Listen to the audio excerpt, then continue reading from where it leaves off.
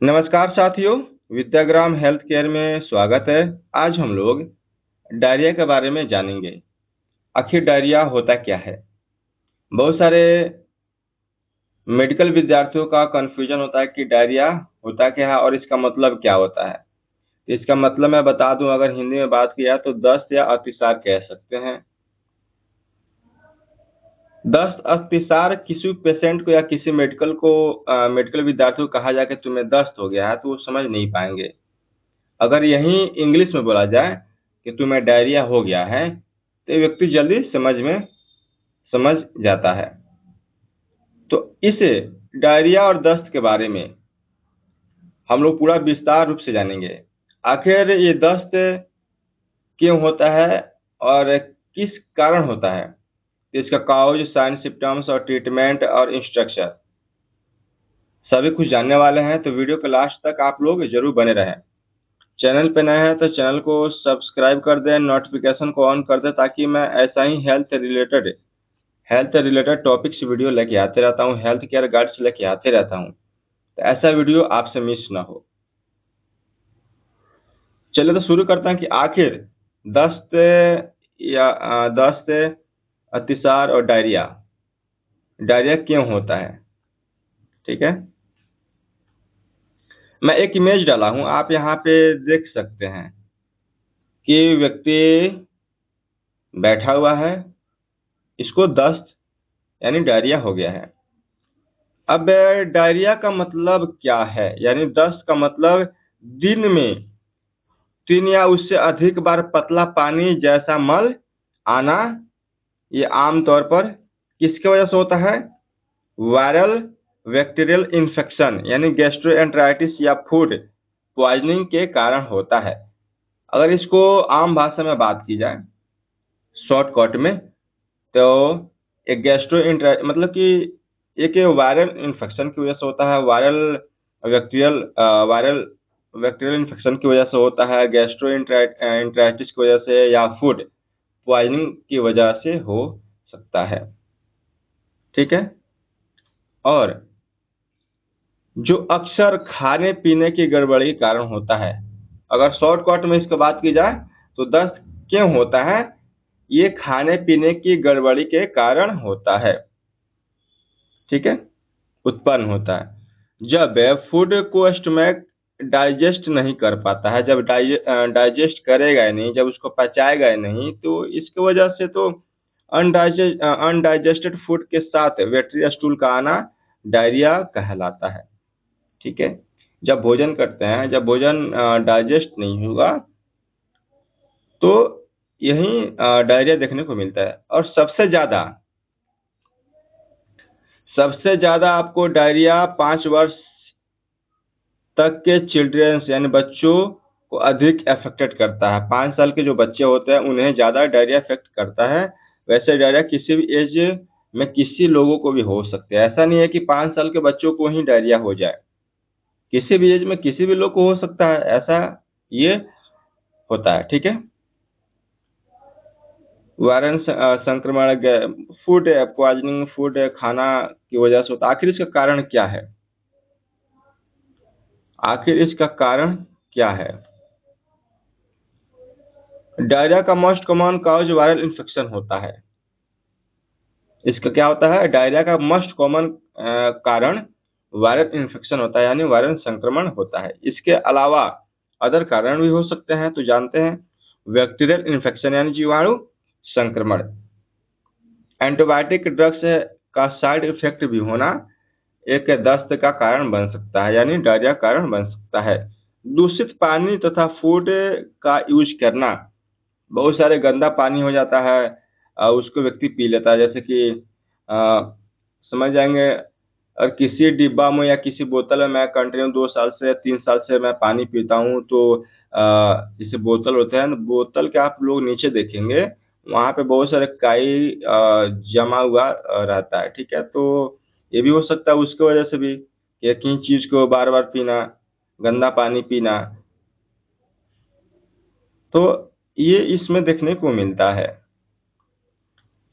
और बता दूं, अगर आपको किसी रोग के बारे में पता नहीं है तो आप मुझे वीडियो कमेंट बॉक्स में ज़रूर वहाँ पे लिखें कि सर मुझे इस रोग के बारे में जानना है, इसका कारण साइन सिम्टम जानना है, तो मैं उससे रिलेटेड टॉपिक्स वीडियो आप सभी के साथ मैं शेयर कर सकूं। मैं इस चैनल पे health related topics video, health care guides और मेडिसिन इक्विपमेंट्स, मतलब समझा जाए तो मेडिकल से संबंधित मैं हर चीज़ लेके आते रहता हूं, तो ऐसा वीडियो मिस नहीं करें आप। अब इसका और भी कारण है ओवर ईटिंग। क्या है ओवर ईटिंग? यानी पाचन शक्ति से अधिक खाने का कारण बन सकता है। मान लीजिए कि अगर हम 2 रोटी के जगह पे अगर 4 रोटी या 5 रोटी खाऊं, या रोटी ही नहीं और भी मैं भोजन खाऊं, फास्ट फूड भी होता है उसका मैं लूं, तो ये इसके वजह से भी हो सकता है। डाइजेस्टिव प्रॉब्लम, यानी डाइजेस्टिव प्रॉब्लम, ठीक है। डाइजेस्टिव प्रॉब्लम पाचन विकार की वजह से, इंटेस्टाइन आंत की और शोषण क्षमता की कमी से आपको देखने को ये मिल सकता है। मैं इसका कारण बता रहा हूँ, काउज, ठीक है।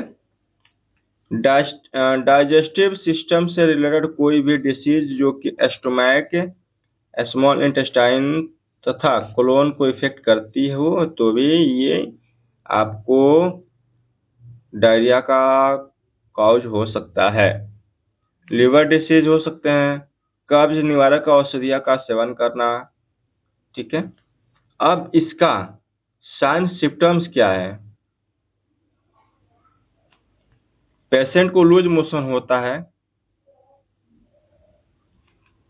हैवीनेस इन एब्डोमेन यानी पेट में भारीपन होना, पेन एब्डोमेन एंड क्रैम्प्स यानी पेट दर्द एवं मरोड़, ये इसका लक्षण साइन सिम्टम्स मैं बता रहा हूँ, ठीक है। नोजिया एंड वोमिटिंग यानी जी घबराना, ये तो कॉन्स्टिपेशन में भी देखने को मिलता है। अब बात की जाए कॉन्स्टिपेशन और डायरिया, ये दोनों अलग अलग ही हैं लेकिन कुछ मैचिंग करता है इसमें, जैसे कि कॉन्स्टिपेशन में भी पेन एब्डोमेन ये होता है आपको, नोजिया एंड वोमिटिंग भी होता है, लूज मोशन ये भी होता है, तो थोड़ा सा ये देखने को मिलता है। डिहाइड्रेशन एक्यूट डायरिया, क्या है डिहाइड्रेशन एक्यूट डायरिया में पानी की कमी हो जाती है, ठीक है। फैटिगू एंड अनकॉन्शियसनेस, थकान और बेहोशी भी हो सकती है, ठीक है। वेट लॉस है, ठीक है। और इंक्रीज थ्रिस्ट यानी अधिक प्यास लगती है। वीकनेस, पेशेंट का ब्लड प्रेशर गिरा हुआ रहता है। और डिक्रीज यूरिनेशन, क्या यूरिनेशन, पेशाब की मात्रा कम हो जाती है। ये जो है डायरिया का साइन सिम्टम्स है। अगर ऐसा आपको देखने को मिले संकेत और लक्षण, तो आप समझेंगे कि ये डायरिया हो गया है, पेशेंट को हो गया है, ठीक है। अब इसका इंस्ट्रक्शन बात करेंगे। आखिर इंस्ट्रक्शन है क्या, यानी निर्देश। यहाँ पे निर्देश दिया गया है, आमतौर पर डायरिया का एक नॉर्मल तथा क्यूरेटिव डिसीज है, ठीक है। डायरिया क्या है? डायरिया एक नॉर्मल तथा क्यूरेटिव डिसीज है, रोग है। समय पर डायग्नोस तथा ट्रीटमेंट हो जाए तो पेशेंट जल्दी ठीक हो जाता है। अगर किसी पेशेंट को, किसी व्यक्ति को डायरिया हो गया हो या होता है, तो आप जल्दी से उसका डायग्नोस और ट्रीटमेंट करानी चाहिए, अन्यथा पेशेंट की कंडीशन गंभीर भी हो सकती है। अतः टाइम रहते ट्रीटमेंट कराना अनिवार्य है, कंपल्सरी है। आप इसे गंभीरता से लेंगे, कॉन्स्टिपेशन और डायरिया, ये दोनों को गंभीरता से लेने की आवश्यकता है। कॉन्स्टिपेशन में क्या होता है कि कॉन्स्टिपेशन में क्या होता है, कॉन्स्टिपेशन में इसमें 1 वीक में 1 सप्ताह में मल होना, 1 सप्ताह में मल होना, इसको कॉन्स्टिपेशन कहते हैं, ठीक है। जिस व्यक्ति को अगर 1 सप्ताह में मल होता है, मल त्यागने में परेशानी होती है, तो इसको कॉन्स्टिपेशन ठीक है। अगर डायरिया की बात की जाए तो डायरिया अगर एक दिन में 2 बार 3 बार या इससे भी अधिक बार बार बाथरूम जाना वो डायरिया का कारण हो सकता है। ठीक है, यहाँ तक सभी को समझ में आइए तो कमेंट बॉक्स में जरूर आप लोग लिखें और चैनल को जरूर सब्सक्राइब करें। चलिए अब आगे हम लोग बात करते हैं। आगे क्या है, सबसे पहले डायरिया के कॉज को दूर करने का प्रयास करना चाहिए। सबसे पहले डायरिया के जो कारण होता है उसको दूर करने का प्रयास करना चाहिए। तीव्र डायरिया में साबूदाना दिया जा सकता है। अगर ज्यादा डायरिया हो पेशेंट को या व्यक्ति को तो उस कंडीशन में आप साबूदाना दे सकते हैं। ठीक है, जैसा आप फ्रूट्स जूस दे सकते हैं। डायरिया में भूल कर भी दूध नहीं दिया जाना चाहिए। अगर व्यक्ति को डायरिया होता है तो भूल कर भी आप उसे दूध नहीं दे। ठीक है, क्रोनिक डायरिया में पुराने चावल का भात तथा भात के साथ मूंग की दाल मिलाकर आप दे सकते हैं। ठीक है, वीडियो कैसा लगा आप लोग को कमेंट बॉक्स में जरूर आप लोग लिखें। अब इसका ट्रीटमेंट क्या रहने वाला है, अब तो हम लोग काउज साइन सिम्टम्स और इंस्ट्रक्शन के बारे में जान लिए। ये तो हम लोग निर्देश पढ़े हैं, संकेत लक्षण पढ़े हैं और कारण पढ़े हैं, लेकिन इसका मुख्य पार्ट क्या हो गया, ट्रीटमेंट यानी मेडिसिन ट्रीटमेंट। इसका क्या रहने वाला है मेडिसिन ट्रीटमेंट, इसको ये बहुत ही इंपॉर्टेंट है, आज जानेंगे इसका। डायरिया को रोकने हेतु कौन सा टेबलेट देंगे, लोमोफेन प्लस, इसका ये कंपोजिशन है। ठीक है, लोपेरामाइड हाइड्रोक्लोराइड, लोमोफेन जो प्लस है ये कितने 2 mg, लोमोफेन प्लस 2 mg आपको इसे देना है। ये कितने रुपए का आता है, 49 या 48 रुपया जो है ये मैं दिया हूँ। हो सकता है कहीं आपको डिस्काउंट भी मिल जाए, लेकिन ये इसका प्राइस मैं बता दिया हूँ यहाँ पे। देखिए मैं वीडियो ऐसे आपको मैं वीडियो आपके साथ ऐसे साझा करता हूँ ना ताकि आपको बेहतर से समझ में आ सके। मैं ट्रीटमेंट में मेडिसिन के साथ साथ उसका फिगर भी देता हूँ ताकि आपको बेहतर से समझ में आ सके। मैं समझाने का बेहतर प्रयास करता हूँ ताकि आपको आसान भाषा में समझ में आ सके। तो वैसे ही इसीलिए मैं मेडिसिन जो मैं लिखता हूँ उसके साथ साथ उसका मैं प्राइस भी लिख देता हूँ और उसका मैं फिगर भी दिखा देता ताकि यही मेडिसिन है, ताकि आपको बेहतर से समझ में आ सके। तो इसको लोमोफेन जो प्लस है इसको कैसे लेना है ये भी इम्पोर्टेंट है। दवाई तो सब कोई प्रिस्क्राइब करता है, लेकिन उसको कैसे खाना है ये भी इम्पोर्टेंट होता है। ठीक है, तो लोमोफेन जो प्लस है 2 mg इसको कैसे लेना है,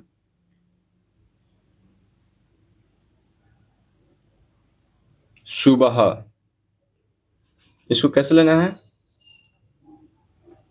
सुबह, दोपहर,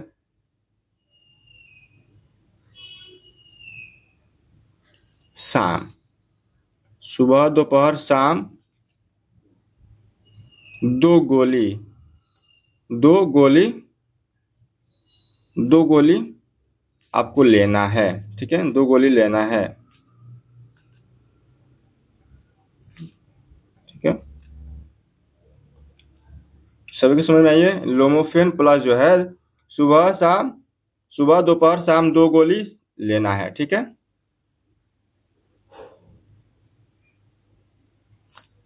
इसके अलावा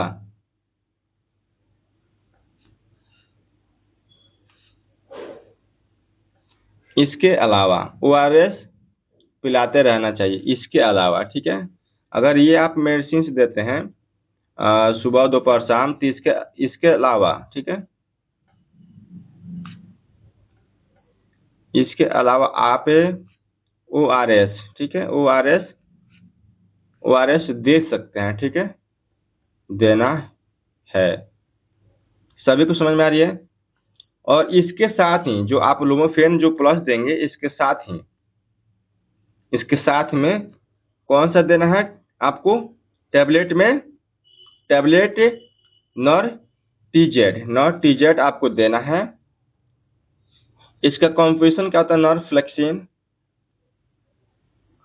tinidazole and lactic acid bacillus. ठीक है ना? ये कितने रुपए का आता है? 35 या 36 के समथिंग में आपको पड़ जाएंगे। ठीक है, ये आप फिगर देख सकते हैं। इसको कैसे लेना है, इसका ये है। ठीक है,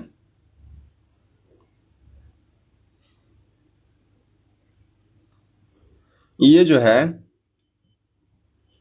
टैबलेट नॉरटीजेड, इसको कैसे लेना है? सुबह सुबह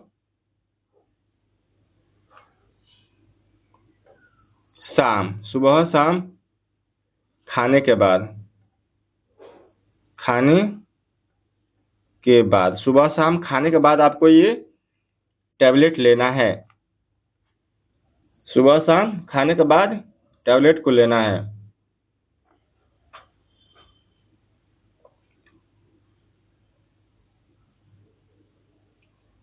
ठीक है, अब बात करेंगे टैबलेट। अब बात करेंगे टैबलेट में जीरोडॉल अस्पास के बारे में बात करेंगे। कितने के रुपए का आता है? 151 रुपए का पड़ जाएंगे। ठीक है, 151 रुपए का आते हैं। इसको कैसे लेना है? पेट दर्द, जीरोडॉल अस्पास कब लेना है? पेट दर्द के लिए। ठीक है, पेट दर्द के लिए जब पेट दर्द करे तब इसको लेना है। कैसे लेना है? सुबह शाम लेना है जब पेट दर्द करे तब। ठीक है, अब बात करेंगे टैबलेट पेरिसेट एमडी ऑन्डरस्ट्रॉम यानी 4 mg आता है। 50 से 51 के समथिंग आपको पड़ जाएगा। मैं यहाँ पे फिगर दे दिया हूँ, आपको दिखा दिया हूँ। ये इसको कैसे लेना है? एक वोमेटिंग होता है ऑन्डरस्टम, जहाँ पर लिखा रहे इसका कॉम्पोजिशन वोमेटिंग में काम आता है। ठीक है ना, वोमेटिंग में काम आता है। ठीक है,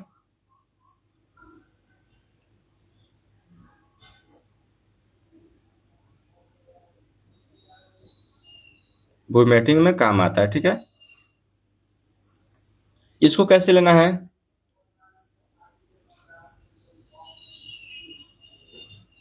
वोमेटिंग होने पर क्या है? वोमेटिंग होने पर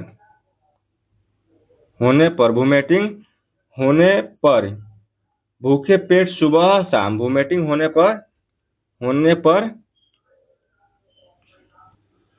वोमेटिंग होने पर इसको लेना है सुबह शाम। ठीक है, सुबह शाम। ठीक है, सभी को समझ में आ रही है वीडियो? चलिए, अब अगला क्या है? एंटासिड के तौर पर। ठीक है, एंटासिड के तौर पर कौन सा? एसेरा। क्या है? एसीरा जो कैप्सूल, एसीरा डी कैप्सूल में, एसीरा डी कैप्सूल जो है आपको देना है। ये कितने रुपए पड़ता है? 136 में पड़ता है। इसको भूखे पेट, कैसे? भूखे पेट सुबह शाम देना है। भूखे पेट सुबह शाम देना है। ठीक है, चलिए, पानी के ज्यादा ऑब्जर्प्शन और शोषण हेतु इसमें कौन सा टैबलेट देना है आपको? इसमें कौन सा टैबलेट देना है? Tablet Z Z dot 100 mg, ये 256 के समथिंग में आता है। अगर आपको डिस्काउंट मिल जाएगा तो और बेहतर है। इसको सुबह शाम, सॉरी सुबह शाम, ठीक है, सुबह शाम दोपहर दी जानी चाहिए। जो अगर आपका पानी के ज़्यादा ऑब्जर्प्शन ऑब्जर्प्शन पानी के ज़्यादा ऑब्जर्प्शन हेतु आपको टैबलेट जेब डॉट 100 mg सुबह शाम दोपहर दी जानी चाहिए। उपयुक्त ट्रीटमेंट से आराम ना हो तो, अगर इसको देने के बावजूद भी अगर आराम ना हो तो उपयुक्त ट्रीटमेंट के साथ ही इंजेक्शन, ये जो इंजेक्शन है जेंटिसिन 2 ml, इसका कंपोजिशन क्या होता है, जेंटामाइसिन 80 mg, ये 50 के अराउंड पड़ेगा आपको, ठीक है। तो जेंटिसिन जो है जेंटामाइसिन 80 mg, इसको कैसे इंजेक्ट करना है पेशेंट में, मांसपेशी, इसे आईएम या आईवी इंट्रावेनस, इंट्रामस्कुलर या इंट्रावेनस के द्वारा इसे सुबह शाम लगाना है, ठीक है ना, सुबह शाम लगाना है, ठीक है। अब आगे हम लोग बात करेंगे अथवा में आप उसे दें या इससे दें। इंजेक्शन में अमिकासिन जो है 500, ठीक है, ये 99 या 100 के अराउंड में आ सकता है आपको। अमिकासिन, इसको कैसे देना है, अमिकासिन को इंजेक्शन को कैसे देना है, इसको मिका मास्टर, ये इसका इंजेक्शन मिका मास्टर एक कॉम्बिनेशन आपका अमिकासिन हो जाएगा। मांसपेशी, इसको भी इंट्रा मस्कुलर या इंट्रावेनस के द्वारा सुबह शाम लगाया जा सकता है। इसको भी सुबह शाम, ठीक है, सुबह शाम, ठीक है, सुबह शाम आप इंट्रामस्कुलर आईएम में लगाइए, चाहे मांसपेशी में लगाइए, चाहे उसको इंट्रावेनस के द्वारा लगाइए, ठीक है। पेट दर्द हेतु, अब क्या है, जब डायरिया में अगर पेट दर्द हो रहा है, तो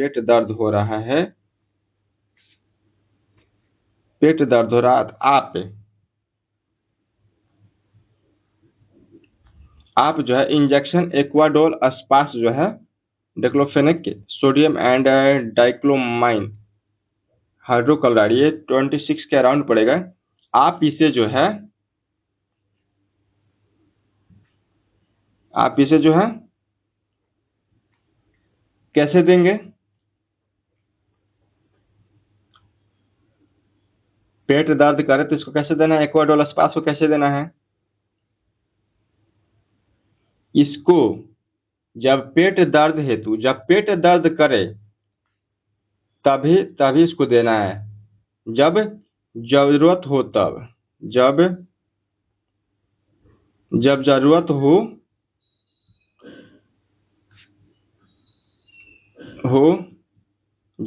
हो तो देना है, ठीक है ना, जब जरूरत हो तो इसको देना है, जब पेट दर्द करे तभी इसको देना, नहीं तो नहीं देना है, ठीक है। अगर उल्टी हेतु बात करें, अगर उल्टी हो रही है तो इसका हम बात करें कौन सा इंजेक्शन देना है। इंजेक्शन में एमिसेट 2 ml, ऑन्डेस्ट्रोन या ऑन्डेस्ट्रोन 4 mg जो 11 के अराउंड में आती है। इसको कैसे देना है, कैसे इंजेक्ट करना है एमिसेट को कैसे इंजेक्ट करेगा, मांसपेशी या अंतशिरा, ठीक है। इसको भी इंट्रामस्कुलर या इंट्रावेनस के द्वारा लगाया जा सकता है, ठीक है, इंट्रामस्कुलर में लगा सकता है या इंट्रावेनस में लगा सकता है, ठीक है। अगर फ्लूइड लॉस ज्यादा होने की वजह से ब्लड प्रेशर कम हो गया हो तो, अगर अगर फ्लूइड लॉस से ज़्यादा होने की वजह से ब्लड प्रेशर कम हो गया हो तो क्या करेंगे? कौन सा सलाइन देंगे? इंजेक्शन नॉर्मल सलाइन 500 ml, ठीक है। कितने का आता है? 26 रुपए के आता है, ठीक है। इंजेक्शन नॉर्मल सलाइन आपको कैसे देना है? इंट्रावेनस के द्वारा देना है, ठीक है ना। इसको इंट्रावेनस के द्वारा देना है, यानी इसको कहते हैं सीरा मार्ग। इसको सीरा मार्ग के द्वारा देना है, सीरा मार्ग के द्वारा देना है, यानी इंट्रावेनस, इसको इंट्रावेनस के द्वारा इसको देना है। अथवा आप इसे दें, या अथवा मैं इसलिए डाला हूँ कि अथवा मतलब कि आपको जो देना है उसको दे सकते हैं, या इंजेक्शन में डीएनएस 500 ml दे सकते हैं। इस कितना का पड़ता है आपको? 41 या 40 के टू अराउंड आपको जो ये पड़ जाएगा, ठीक है। यहाँ तक वीडियो सभी को समझ में आई है। तो इंजेक्शन डीएनएस कैसे देना है आपको, कैसे इंजेक्ट करना है? तो इंजेक्शन जो आपको डीएनएस है 500 में, इसको ये भी जो है इंजेक्शन डीएनएस या इंजेक्शन आरएल 500, ये 48 या 49 के समथिंग राउंड में आ जाएगा। तो आपको इसको भी इंजेक्ट करना है आईवी के द्वारा, इंट्रावेनस के द्वारा इसको आपको देना है, ठीक है। इंजेक्शन डीएनएस 5 दें, या आप इंजेक्शन एनएस 500 दें, या इंजेक्शन डीएनएस आप 500 दें, या इंजेक्शन आरएल 500, ये जो है आपको इसमें से कोई भी आप जो है दे सकते हैं अथवा में, ठीक है। एंटीबायोटिक में अब क्या है? अब जो है एंटीबायोटिक में इंजेक्शन फ्लैगिल, एंटीबायोटिक में इंजेक्शन जो है फ्लैगिल,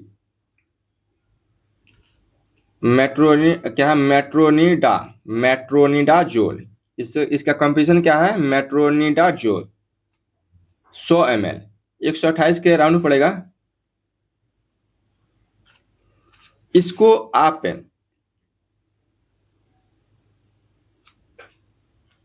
कैसे देंगे? मेट्रोनिडाजोल जो है मेट्रोनिडाजोल, आप इसको कैसे देंगे? एंटीबायोटिक इसको देंगे आप इंट्रावेनस के द्वारा, इसको भी देंगे।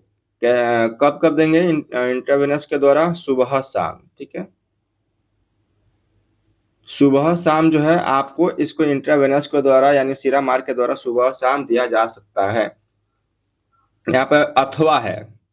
अब अथवा में हम जानते हैं हम लोग इंजेक्शन क्या है? सिफ्रोटिल यानी सिफ्रोफ्लेक्सिन, क्या है? सिफ्रोफ्लेक्सिन 100 ml।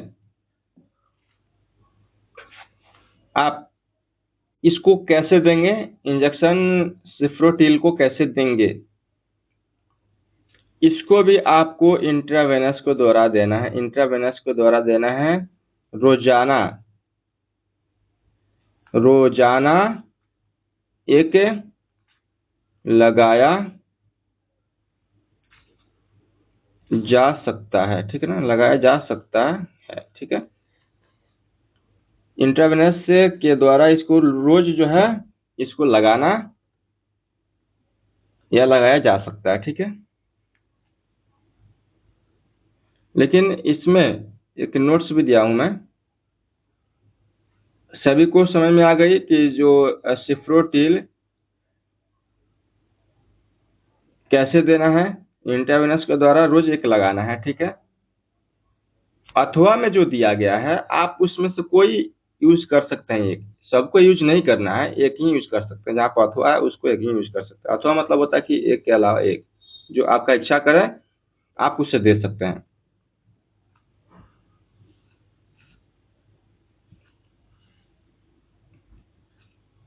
अब बात करें डायरिया में, यूरिन आउटपुट का पूरा ध्यान होना चाहिए।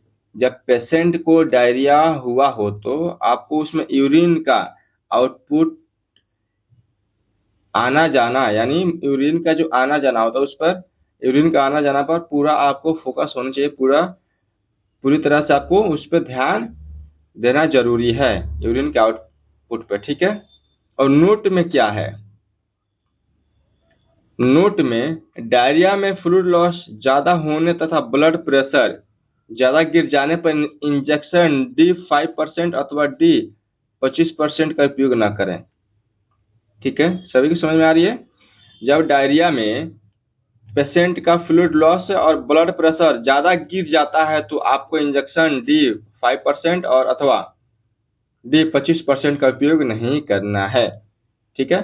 अभी तक हमारे चैनल को जो सब्सक्राइब नहीं किए हैं, आप जरूर सब्सक्राइब कर लें, नोटिफिकेशन को ऑन कर दें। देखिए मैं कितना बेहतर आपको समझाने का प्रयास कर रहा हूँ, इंजेक्शन के साथ, मेडिसिन के साथ, उसका इमेज के साथ आपको समझाने का प्रयास करूँ ताकि आपको अच्छे समझ में आ सके। ऐसा ही मैं टॉपिक्स हमेशा लेके आते रहता हूँ, इसलिए मैं कह रहा हूँ कि आप अपने बीमारी को कैसे समझ सकते हैं, उसका चिन्हित कैसे कर सकते हैं, मैं उस सब के साथ डिटेल्स के साथ मैं वीडियो बनाता हूँ। और इसका मैं बात करूँ तो ये जो है, मैं जो मेडिसिन के साथ ट्रीटमेंट साइड इफेक्ट्स मैं कराता हूँ, इसे जो कोई अदर व्यक्ति कॉपीराइट नहीं कर सकता है, नहीं तो कानूनी कार्रवाई हो सकती है, ठीक है। और ऐसा ही वीडियो देखना है तो हमारे चैनल को जरूर सब्सक्राइब कर दें। और मैं यहाँ पे नोट्स दिया हूँ कि वीडियो में दिखाई गई और बताई गई दवाइयाँ डॉक्टर की सलाह के बिना नहीं लें। ये वीडियो मेडिकल उद्देश्य के लिए है, मेडिकल पर्पस के लिए है। जो विद्यार्थी मेडिकल में पढ़ रहे हैं या ट्रेनिंग कर रहे हैं उनके लिए ये कंपलसरी है। आप जो भी ये सिम्टम्स मिले आपको कि मुझे डायरिया हुआ है, कॉन्स्टिपेशन हुआ है या नोजिया वोमिटिंग है, तो बिना डॉक्टर की सलाह से आप मेडिसिन नहीं लें, ठीक है। तो आज के हम लोग टॉपिक्स पे डायरिया पढ़े हैं, डायरिया के बारे में जाने हैं पूरा फुल डिटेल के साथ। तो मिलता हूँ अगले टॉपिक्स में खूब सारा बहुत ही बढ़िया बेहतर डिसीज एंड ट्रीटमेंट के साथ। जय हिंद, जय भारत।